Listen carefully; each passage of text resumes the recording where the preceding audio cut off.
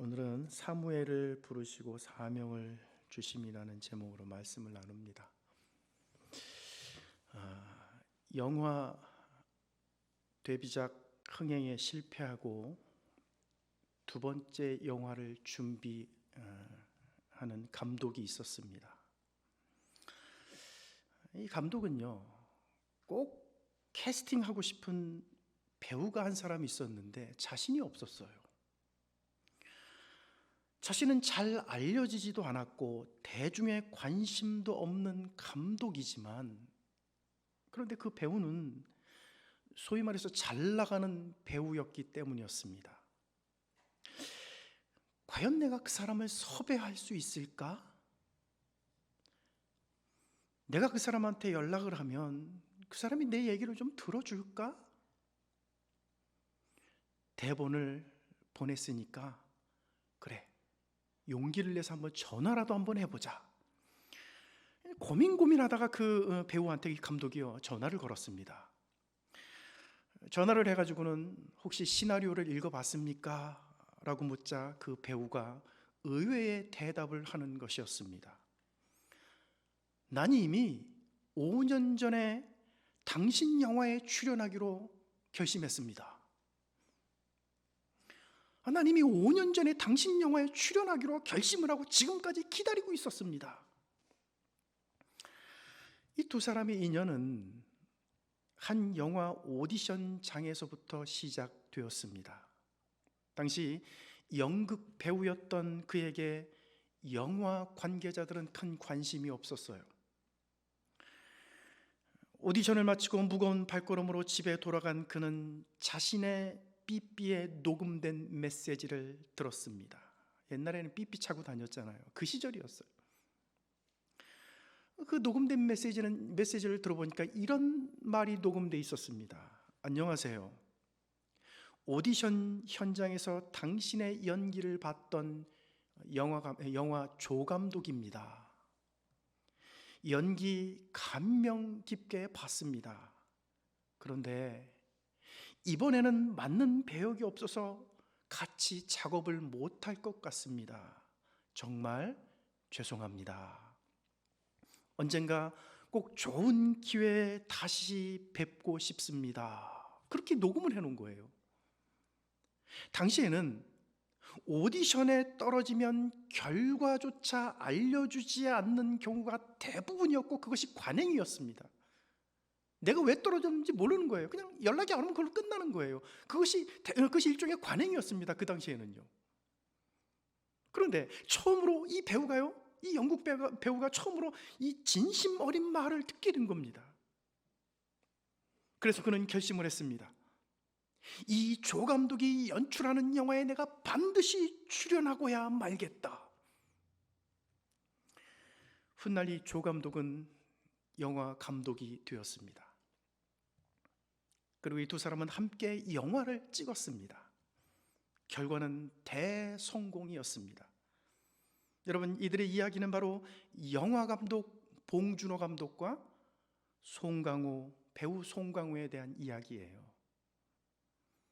두 사람은 봉준호 감독의 두 번째 영화 살인의 추억을 시작으로 괴물, 설국열차, 그리고 칸 영화제 황금 종려상을 받은 기생충에서 호흡을 맞추며 전 세계가 인정하는 최고의 감독, 최고의 배우의 자리에 우뚝 서게 되었습니다. 영화 감독 봉준호는 최고의 배우를 캐스팅하는 안목이 있었던 것이고, 배우 송강호는 자신을 캐스팅한 감독의 부름에 최고의 연기력으로 화답을 했던 것입니다. 사랑하신 여러분, 우리를 구원해 주시고 하나님 나라의 사명을 맡기기 위해서 우리를 캐스팅하시는 하나님의 부름에 오늘 우리는 최고의 일꾼으로 화답할 수 있어야 합니다. 오늘 저와 여러분들이 주님 앞에 최고의 일꾼, 하나님이 인정하는 일꾼이 되시기를 주님의 이름으로 축복합니다. 여러분, 오늘 본문에 보시면 하나님이 사무엘을 이스라엘 민족의 영적인 지도자로 캐스팅하는 장면이 오늘 본문에 나와요. 즉 오늘 본문은 하나님이 그를 부르시고 그에게 사명을 주시는 이야기입니다. 그렇다면 여러분, 오늘 본문을 통해서, 이 이야기를 통해서 우리에게 주시는 영적인 교훈은 뭘까요? 첫째로, 영적 기근의 시대에 우리는 하나님께로 돌아가야 합니다. 1절을 한번 보세요.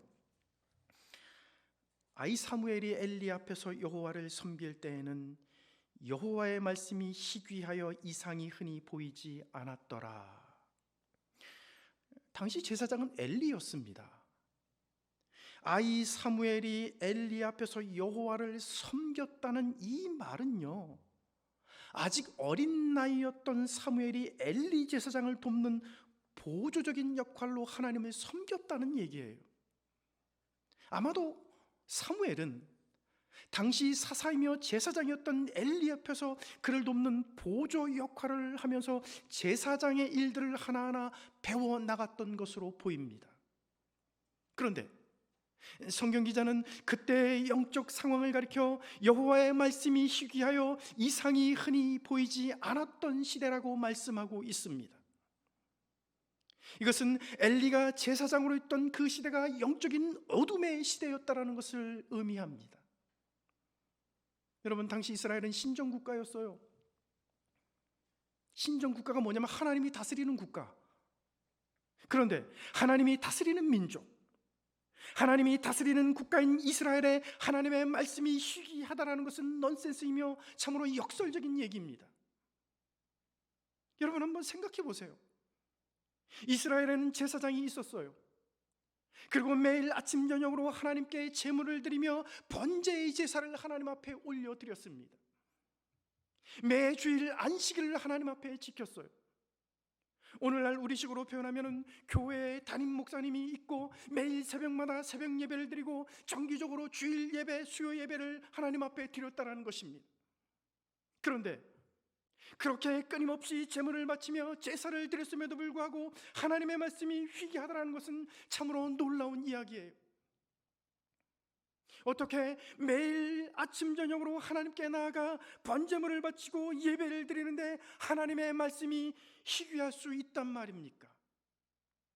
마치 매일 빠짐없이 새벽 예배를 드리고 주일 오전 예배, 주일 오후 예배를 포함해서 일주일에 예배를 10번 이상 드리는 설교를 듣는데도 들을 말씀이 없다는 것과 같은 이야기예요. 여러분, 이것이 바로 영적 기근입니다. 예배 드리는 횟수가 적어서 영적 기근이 아니고 들을 말씀이 없는 것이 영적 기근이에요. 영적 지도자인 목사가 없어서 영적 기근이 아니고 성경을 가지고 장난질을 치는 사람들이 많기 때문에 여러분, 영적 기근인 것입니다. 아모스 8장 11절 12절에 보면 하나님은 아모스 선지자를 통해서 이렇게 말씀하십니다. 주 여호와의 말씀이니라. 보라, 날이 이를지라 내가 기근을 땅에 보내리니 양식이 없어서 주림이 아니며 물이 없어 가람이 아니요 여호와의 말씀을 듣지 못한 기갈이라. 여러분, 하나님의 백성은 먹을 것이 없는 것보다 여호와의 말씀을 듣지 못하는 영적 기갈을 더 무서워하고 더 두려워해야 합니다. 여러분, 1년 전에 일본이 우리나라 반도체 주요 부품 수출을 금지시켰어요. 우리나라 경제에 생명줄인 반도체 산업에 심각한 타격을 주기 위해, 그리고 당시 총리였던 아베 총리가 참의원 선거에서 보수의 표를 결집시켜서 압승하기 위해 우리나라를 이용했습니다. 그래서 그때 우리 국민들은 그 사태가 우리 경제에 미칠 심각한 파장을 굉장히 우려하고 걱정을 했었어요. 그러나 여러분, 그것도 걱정이지만 우리가 겪고 있는 영적 기간에 대하여 걱정하는 사람들, 그런 사람들이 많지 않다라는 것이 사실은 더 걱정이에요. 우리 사회에 미칠 경제적인 문제를 가지고는 그렇게 걱정을 하고 그렇게 힘들어하면서도 하는데도 불구하고 하나님의 말씀이 없는 영적 기갈에 대해서는 고통하며 아파하며 그것에 대해서는 근심하는 사람들이 별로 많지 않다라는 것입니다. 교회마다 수많은 예배가 있지만 정작 들을 말씀이 없다는 것과 동네마다 건물마다 교회들이 들어왔지만 정작 텅 빈 건물만 있고 젊은이들이 보이지 않는 교회의 현실에 대하여 걱정하는 그리스도인들은 그렇게 많지 않습니다. 사람들이 교회를 떠나가고 건물만 남아있는 것은 우리가 영적 기근의 시대를 살아가고 있음을 상징적으로 보여주고 있는 것입니다. 우리가 정말로 걱정하고 두려워해야 할 일은 바로 이거예요. 그렇다면 여러분, 영적 기근은 왜 오는 것일까요? 왜 엘리가 제사장으로 있던 시대에 하나님의 말씀이 희귀하였던 것입니까? 우리는 그 이유를 그 시대가 사사시대라는 데서 해답을 찾을 수 있습니다. 사사기 17장 6절과 21장 25절에 보면 사사시대를 한마디로 요약하는 말씀이 나와요. 그때 왕이 없으므로 사람들이 자기 소견에 옳은 대로 행하였더라. 다시 말해서 사람들이 자기 멋대로 자기가 하고 싶은 대로 하던 시대가 바로 사사시대였다라는 것입니다. 심지어 제사장이었던 엘리의 아들조차 자기들 멋대로 행동했습니다. 그래서 하나님은 자기 멋대로 자유방임하던 그 시대에 말씀을 주시지 않았던 것입니다. 여러분 1절 말씀을 다시 한번 보세요.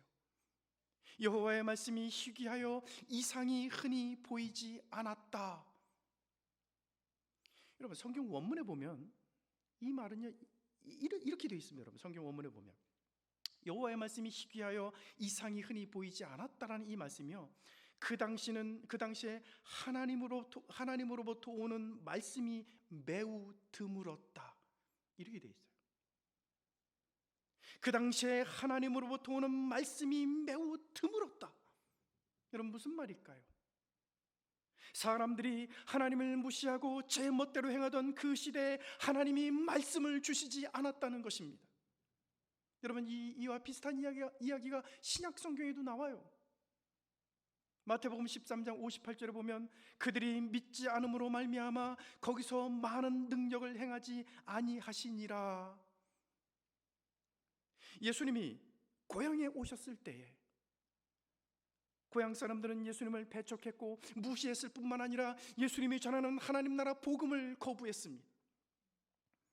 그래서 예수님은 어떤 말을 해도 믿으려 하지 않고 어떤 기적을 보여줘도 배척하는 자들에게 더 이상 능력을 보여주지 않았습니다. 매우 적은 기적만을 그들에게 보여주셨을 뿐입니다.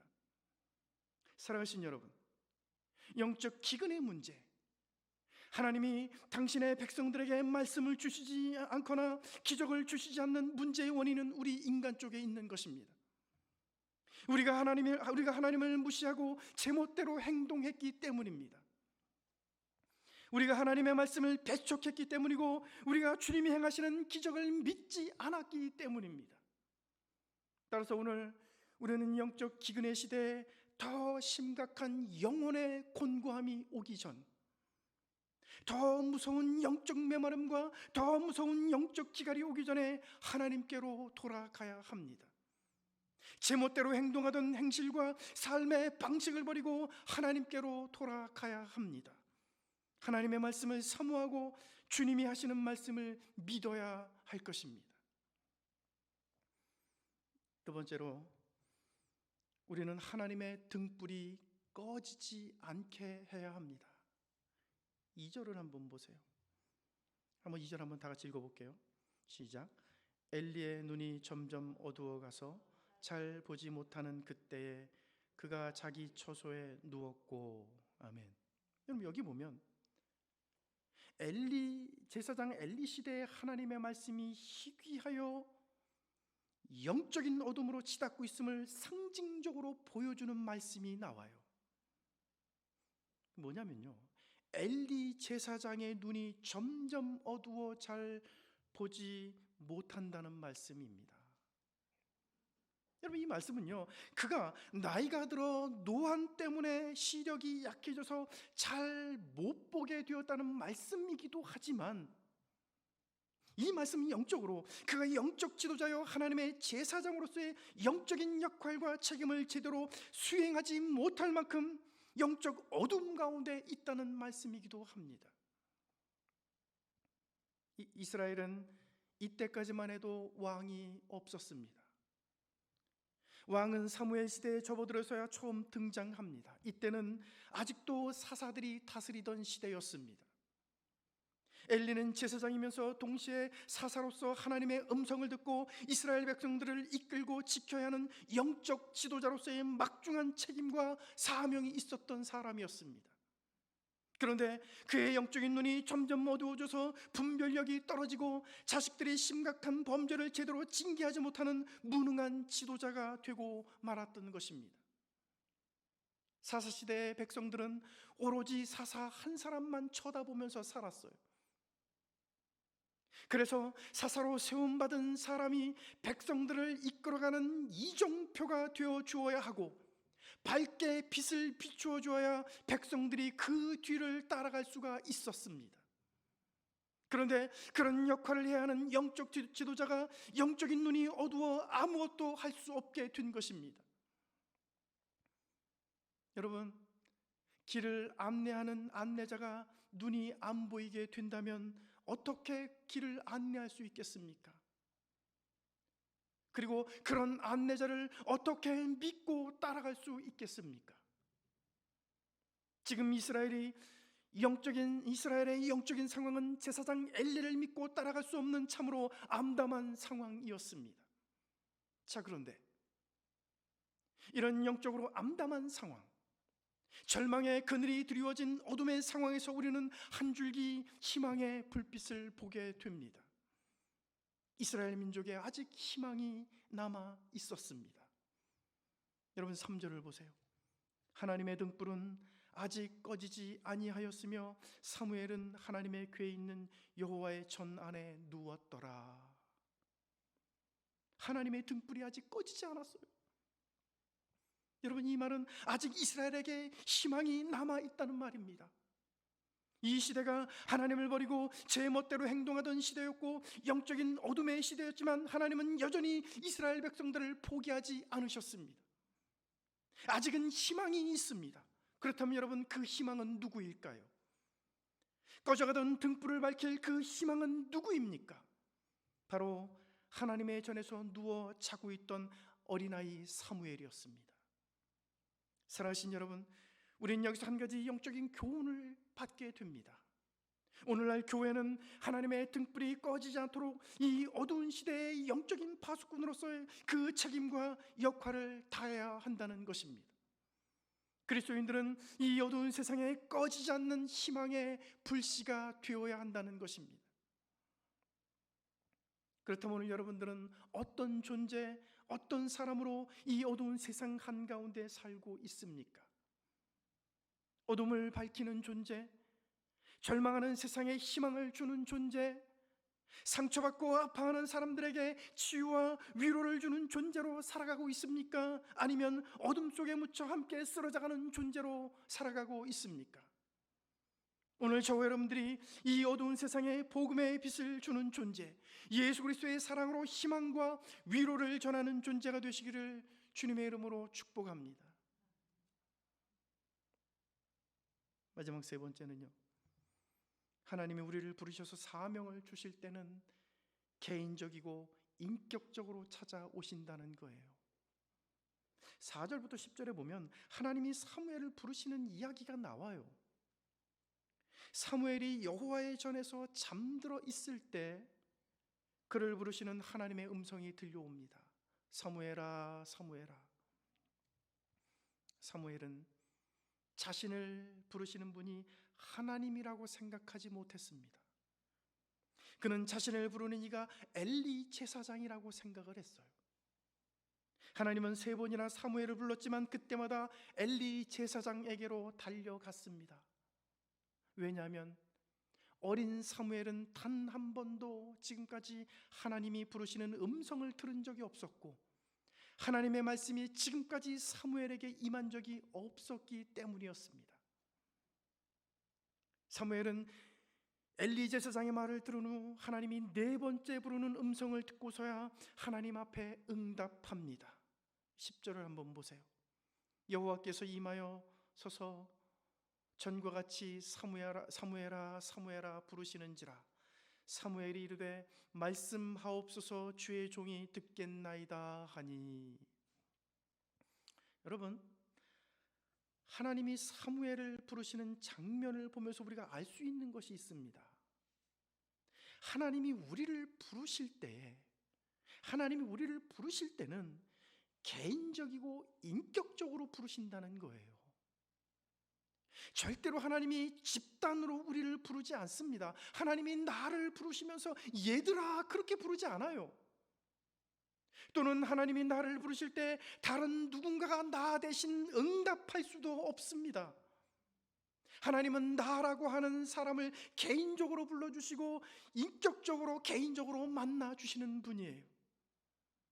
요한복음 10장 3절에 보면 양의 우리에 대한 비유가 나오는데 거기서 성경은 이렇게 말하고 있습니다.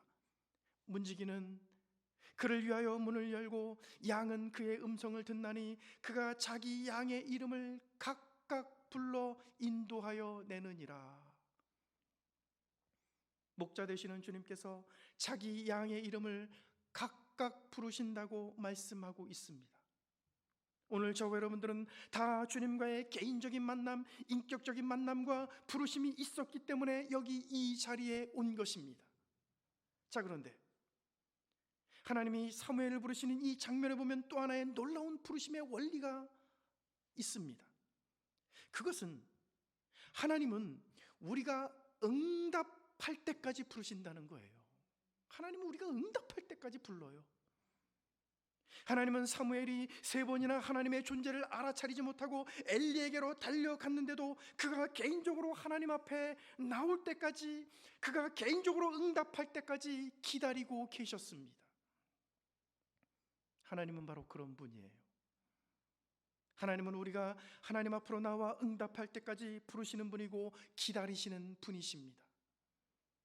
하나님은 우리가 하나님 앞에 나올 때까지 1000번이고 10,000번이고 우리를 부르실 것입니다. 그리고 마침내 우리가 하나님의 부르심 앞에 응답하도록 만드시는 분이십니다. 사랑하신 여러분, 오늘 하나님이 나를 사용하시기 위해서 나에게 찾아오시고 나를 부르신다면 지체하지 마시고 응답하시기를 바랍니다. 나의 이름을 불러주시고 나를 인격적으로 만나주시는 주님의 음성이 들려올 때 사무엘처럼 주여 내가 여기 있나이다라고 말씀하시기를 바랍니다. 자, 그런데 하나님이 사무엘을 부르시는 이야기는 이것으로 끝이 아니에요. 하나님이 사무엘을 부르심과 동시에 첫 번째 사명이 주어졌습니다. 그런데 그 사명이 너무나 난감한 것이었습니다. 그것은 엘리의 집에 대한 심판과 저주의 말을 전하는 것이었습니다. 여러분, 어린 사무엘이 엘리의 집의 심판과 저주의 말을 전하는 일이 쉬운 일이었겠습니까? 절대로 쉬운 일이 아니었을 겁니다. 엘리는 당대 제사장이었고 사무엘은 그에게서 제사장의 역할과 직무를 훈련받고 있는 그런 관계에 있었습니다. 마치 스승과 제자의 관계와 같았어요. 뿐만 아니라 사무엘은 젖을 떼자마자 하나님께 바친 아들이었기 때문에 아주 어린 시절부터 엘리 제사장 곁에서 자라났습니다. 이런 면에서 엘리는 마치 사무엘에게는 부모와도 같은 그런 존재였어요. 그런데 이런 관계에 있는 사람에게 하나님의 심판과 하나님의 저주의 메시지를 전하는 일이 여러분 쉬운 일이었겠습니까? 스승과 제자와도 같은 관계, 마치 부모와도 같은 그런 관계, 그런 사람에게 하나님의 심판과 저주의 메시지를 전달할 수 있을까요, 여러분?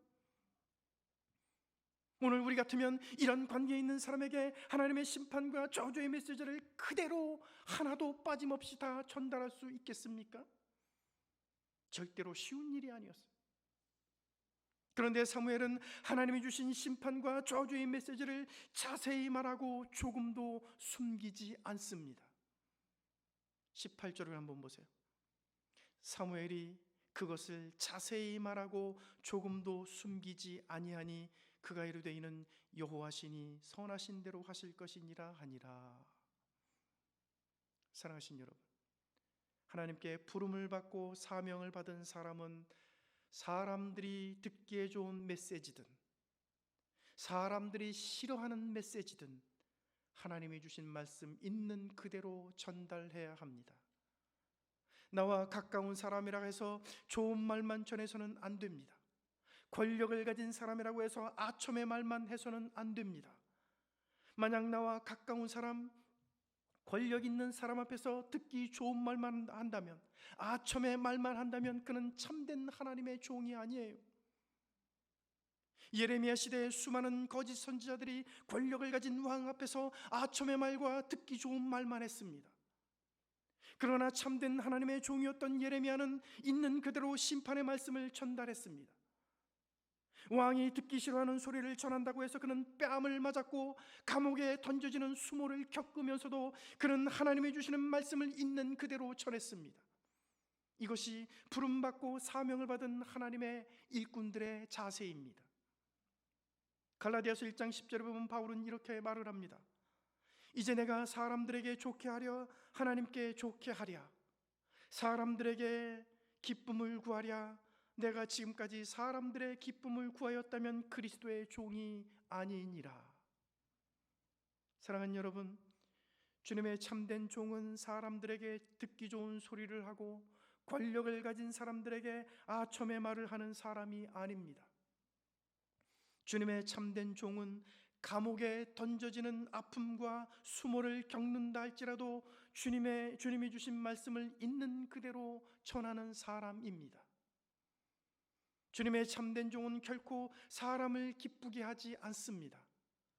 만약 사람들의 기쁨을 위해 일하는 사람이 있다면 그는 그리스도의 종이 아닙니다.